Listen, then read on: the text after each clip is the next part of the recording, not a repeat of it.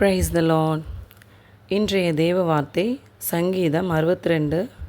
என் ஆத்துமாவே தேவனையே நோக்கி அமர்ந்திரு, நான் நம்புகிறது அவராலே வரும். ஆம் பிரியமானவர்களே, நாம் எவ்வளோ தான் பிஸியாக இருந்தாலும் சரிதான், உங்களுக்கு எவ்வளோ தான் வேலைகள் இருந்தாலும் சரிதான், ஆனால் முதலாவது தேவனை நோக்கி பார்க்கணும். ஒரு நாளை தொடங்கும்போது முதலாவது ஏசப்பாவை நோக்கி பார்க்கும்போது, அவருடைய சமூகத்தை நீங்கள் தேடி அமர்ந்திருக்கும்போது, நீங்கள் நம்புகிறது அவராலே வரும். உங்கள் வாழ்க்கையில் மாற்ற வேண்டிய காரியங்களை கர்த்தர் மாற்றுவார். முதல் அன்பு இயேசுவுக்கே.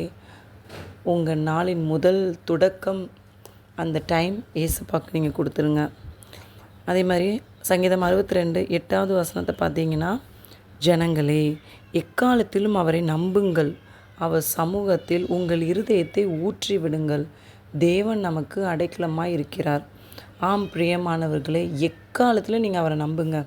சந்தோஷமாக இருக்கும்போது, துக்கமாக இருக்கும்போது, இந்த காரியம் நடக்கவே நடக்காதுன்னு நிறைய பேர் சொல்லுவாங்க. அந்த டைமில் கூட நீங்கள் யார் மேலே நம்பிக்கை வச்சுருக்கணும்? ஏசப்பா மேலே நம்பிக்கை வைக்கணும்.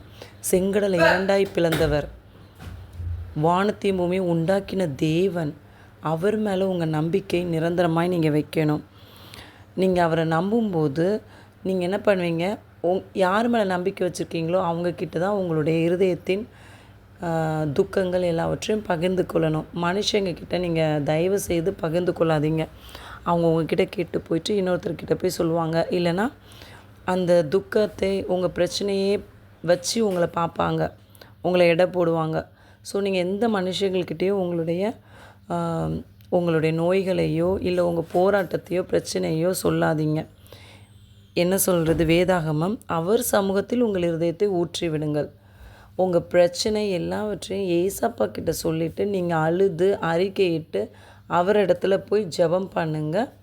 கண்டிப்பாக நீங்கள் நம்புகிறது அவராலே வரும். அவர் உங்களை ஆசீர்வதிக்கிறதுக்கு வல்லமை உள்ளவராக இருக்கிறார்.